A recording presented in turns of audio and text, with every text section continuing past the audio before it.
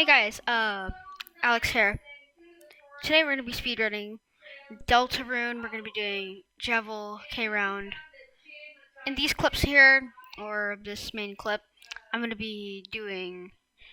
So right now I'm doing the Jevil fight. It's quite easy actually.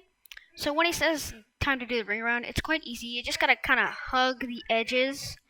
You gotta hug the edges of the little projectiles that he throws at you, and use Rude Buster as much as possible. And try to get gold on all your attacks. This is a good idea mostly because, well, you need to do as much damage as possible so you can skip attacks. Skip attacks? Alex, what are you saying? Well, I'm saying that Jevil has his attacks scripted. They're not random like they were in Undertale.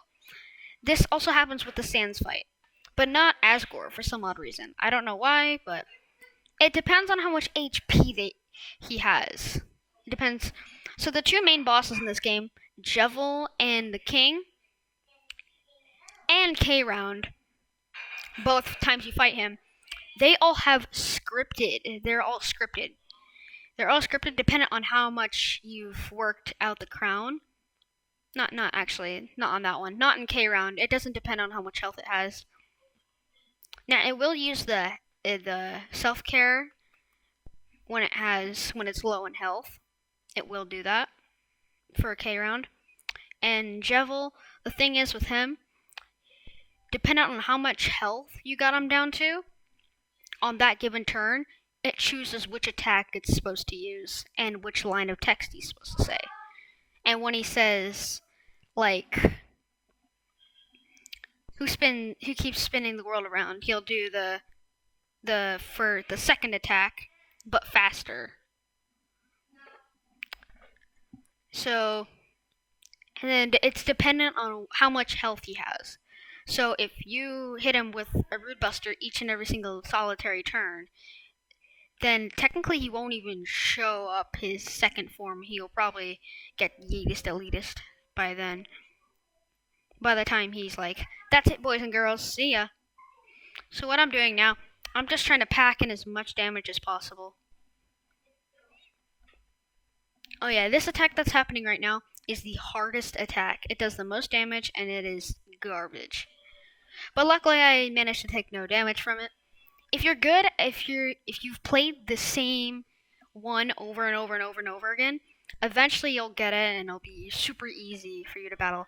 This attack gives you extra TP. I think it's just to prepare you for the final attack. I was thinking I'd get him on this turn, but it doesn't look like that happened. So then he does the final chaos attack, which is the only special move in this game. I don't know if there was any special moves in... Oh yeah, there was Sans' special move where you can move around on the whole screen. And here's his final attack. Now, technically, you don't take any damage from this if you run into it. Like, if you don't run into it, then... Because it actually has a hitbox. And boom. There we go. The clown jester man is gone.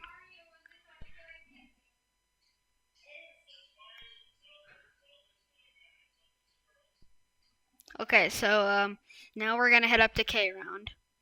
Now the reason why I'm doing K round is because I haven't actually beat him on this file yet. Yep. I know. And I played these three so many times on the Switch version. You guys have no idea. And I messed up there with clicking don't ride the elevator instead of ride the elevator. And I don't have auto run on, so it's a little harder. But this time I actually have the text skipper thing. If you complete the first part of the story mode, then fast enough, then it'll allow you to do this. Like it gives you that item, or you can find it on the first screen of the game when you're in the underground. Now you can beat K round in 3 attacks. 3. You can throw him. Boom. If you hit the crown 3 times, it's 3 consecutive turns. It does enough. It weakens the crown just enough that boom, falls off. It's the 3rd turn if you've been counting. So we just won that one. This guy's mad, and the crown is still going. You can see the crown is still sliding. I don't know if you can interact with it or not because I'm going so fast. Now, it like we went so fast. Like it went so fast. It went so fast that it's still sliding. Be discouraged to the text as fast as possible.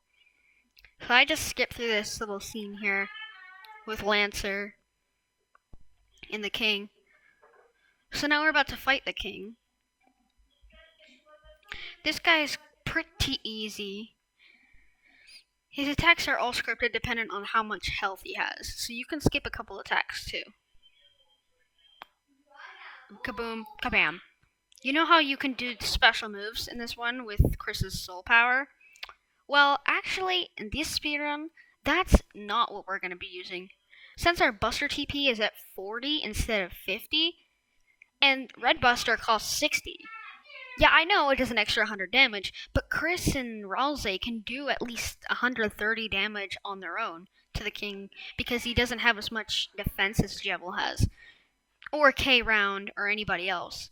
Oh yeah, this attack that's happening right now, this huge chain that comes across the screen, that one's where you're going to gain all your TP.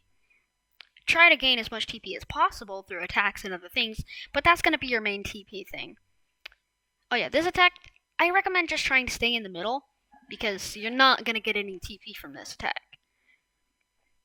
And then I just attack here, almost get gold and everything.